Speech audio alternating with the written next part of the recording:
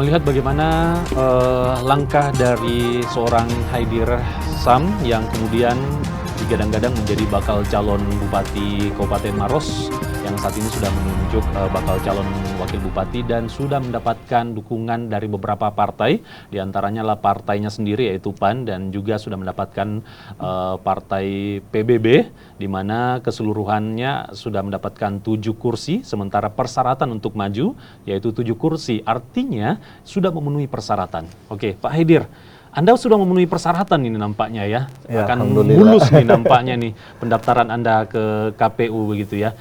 Sejauh ini apakah Anda sudah merasa ini sudah cukup PAN dan PBB atau masih ada upaya untuk menggait partai untuk sebagai partai pengusung Anda di Pilkada Maros? Ya, untuk partai alhamdulillah kemarin malah kami dari PAN ini saya sudah menerima langsung formulir BW1 yang kalau misalnya mendaftar di KPU bisa langsung disodor. Jadi PAN PBB sudah mengeluarkan suratnya dan itu sudah secara perhitungan cukup. Sudah memenuhi syarat. Saya sebenarnya ketika semua partai membuka proses pendaftaran di Kabupaten Maros, saya mendaftar semuanya karena saya melihat bahwa ya semua partai juga ini adalah sahabat dan teman saya ya. Kalau di rekan DPR, Anda di ya, DPRD, di DPR ini 13 tahun insya Allah kita menjalin komunikasi yang baik lah dengan mereka. Saya mendaftar, tapi memang penentuannya bahwa memang finalisasinya ada di DPP. Ya, sisa memang partai yang kita tunggu saat ini yang belum menentukan sikap ada P3, Hanura, dan Gerindra. Ya, Gerindra yang belum menentukan sikap. Belum menentukan sikap untuk sejauh ini gambarannya adakah yang kemudian masih bisa Anda gait begitu sebagai partai pengusung Anda dari partai yang belum menentukan sikap itu? Insya Allah mudah-mudahan ada lah. Ya, karena ya ini semua saya menjalani tahapan semuanya di P3 sudah. Artinya masih memiliki peluang Gerindra, begitu ya? Ya, insya Allah. Kita serahkan ke keputusan mekanisme partai mereka. Iya, betul ya. Baik, Pak Hidayat, untuk Maros kan kalau Golkar bisa mengusung sendiri ya, karena kursinya 7, sementara persyaratan 7 begitu ya. Artinya Golkar sudah bisa mengusung sendiri siapa calonnya. Kemudian partai-partai lain lagi nampaknya harus berkoalisi. Kalau sejauh ini Anda memandang di Maros kira-kira, karena kalau jalur independen nampaknya sudah lewat ya penyetoran. Tapi ada yang mendaftar satu. Ada yang mendaftar ya? Oke. Itu untuk independen. Kalau dari usungan partai, gambarannya apakah Anda bisa mengetahui berapa pasang calon yang kemudian akan bertarung di Pilkada Maros? Sebenarnya kemarin pasca sebelum kami turun melakukan survei, kami berpandangan ya bahwa melihat pemetaan politik di Maros ya kemungkinan ya untuk jalur di luar independen ya. Kita melihat pemetaannya untuk jalur partai ya akan hanya di 2 pasangan ini. Pasangan? Ya kemarin ketika rekomendasi, bukan rekomendasi sih, surat tugas ya. Surat tugas dari Partai Golkar, nah ini sebuah kejutan. Sebenarnya di luar dari pengamatan kami. Dari prediksi. Iya, artinya di luar dari prediksi ada muncul Tajrimin, sementara Golkar sendiri untuk mengusung kader sendiri cukup. Untuk mengusung kursi, untuk mengusung calon itu cukup ya. Pada akhirnya 3 pasang ini kemungkinan tiga pasangan di Maros di luar independen. Bapak Haidir Sam, Harmil Matotorang, dan juga yang usungan partai Golkar apa? Tajrimin begitu ya. Oke. Nampaknya ini berpotensi 3 bakal calon begitu ya. Tapi kita masih melihat begitu ya partai. Ketika surat tugasnya tidak berubah. Ketika surat. Oke. Baik, dengan pemetaan seperti itu, bagaimana pandangan Anda dengan 3 pasang calon ini? Pada akhirnya ketika berubah misalnya dari 2 pasang ke 3 pasang, berarti kita harus turun lagi untuk melakukan konstelasinya kan ya. Nama yang sebelumnya dalam tanda kutip ya kita tidak prediksi untuk muncul misalnya mendapatkan rekomendasi partai ya. Mau tidak mau kita harus turun lagi, kita lihat lagi seperti apa pergerakan tokoh baru yang muncul ini. Walaupun sebenarnya pada saat kita melakukan survei kita coba potret juga dia kemarin. Akhirnya secara survei muncul. Cuman kan itu pas sebelum dia mendapatkan rekomendasi partai. Nah, berbeda misalnya ketika sudah dapat surat tugas dari partai, pasti konstelasi akan berubah lagi. Oke, berubah lagi ya. Yang awalnya tidak terduga Partai Golkar kemudian mengusung kader satu calon yang kemudian bisa maju sendirian begitu ya, tanpa koalisi dengan partai lain begitu ya. Sejauh ini berarti ada tiga pasang bakal calon yang kemudian ada gambaran akan bertarung di Pilkada 2020 ini. Saya ingin menanyakan kepada Pak Haidir Sam, sosok dua orang lainnya ini di mata Anda, Pak Harmil Matotorang, apa yang terlintas di benak Anda? Ya, kalau saya, ini saya sebenarnya sama Pak Andi Harmil Matotorang, yang panggilnya Pak Toto. Ya, sosok saya anggap beliau adalah orang tua saya, ya selama ini.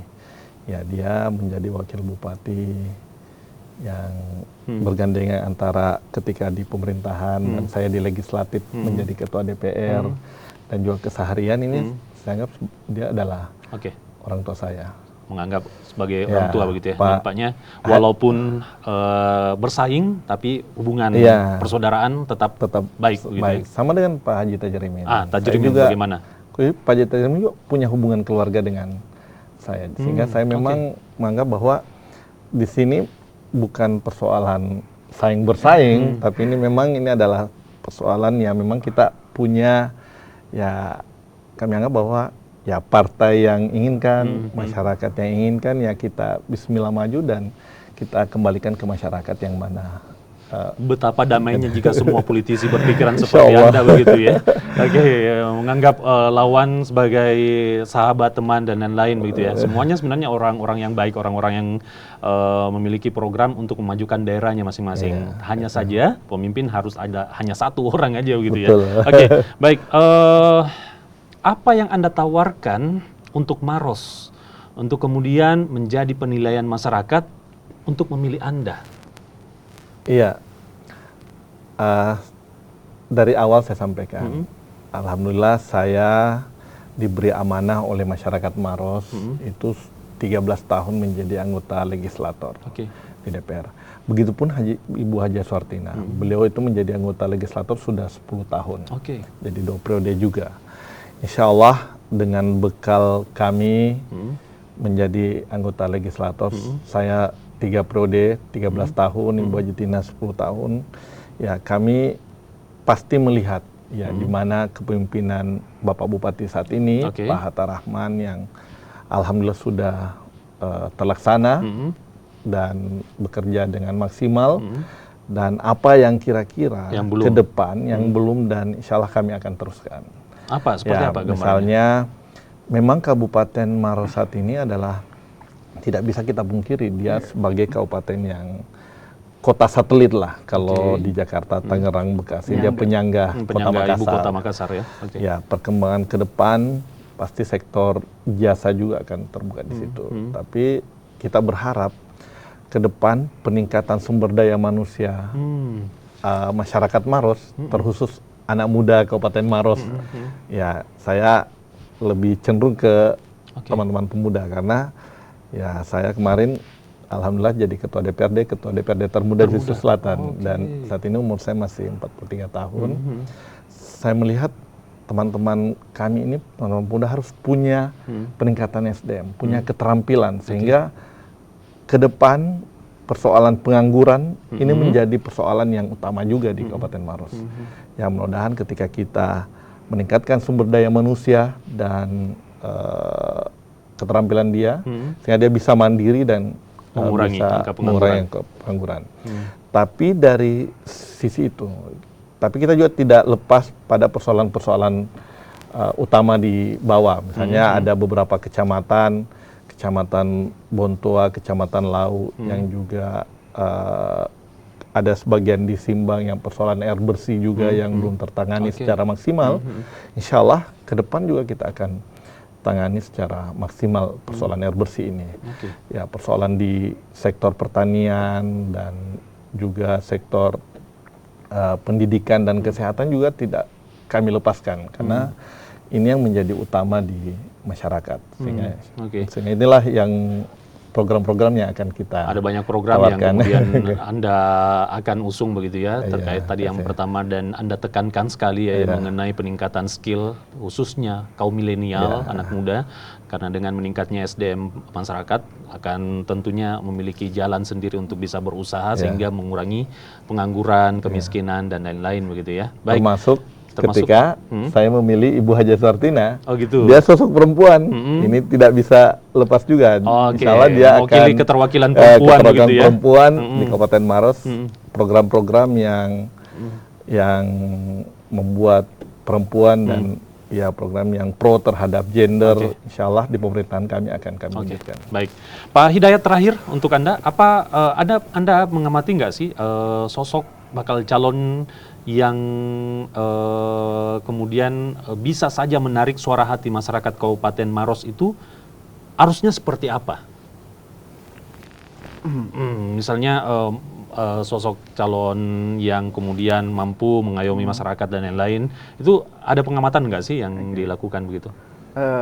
Saya sinkronkan dulu ya. Ketika kami melakukan survei, biasanya ya hal awal yang paling kita potret terlebih dahulu adalah kondisi pemetaan masyarakat di sana seperti apa.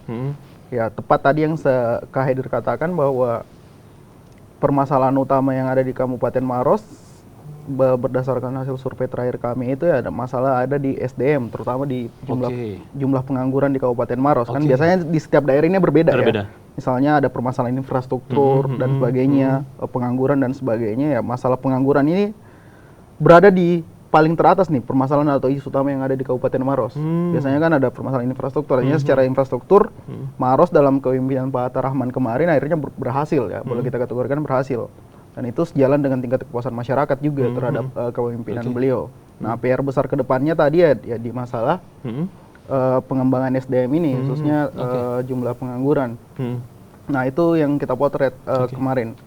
Kemudian permasalahan apa sih yang harus ditawarkan oleh seorang calon bupati? Ya pasti visi dan misi.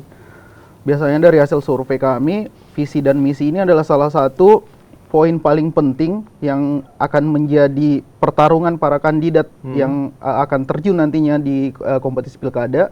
Nah, pertarungan visi dan misi ini menjadi kunci. Siapa bakal calon yang bisa menarik, bisa menarik hati masyarakat, ya. menarik pilihan hati masyarakat berdasarkan visi dan misinya, siapa kira-kira yang paling ngena di masyarakat. Baik, maka itu.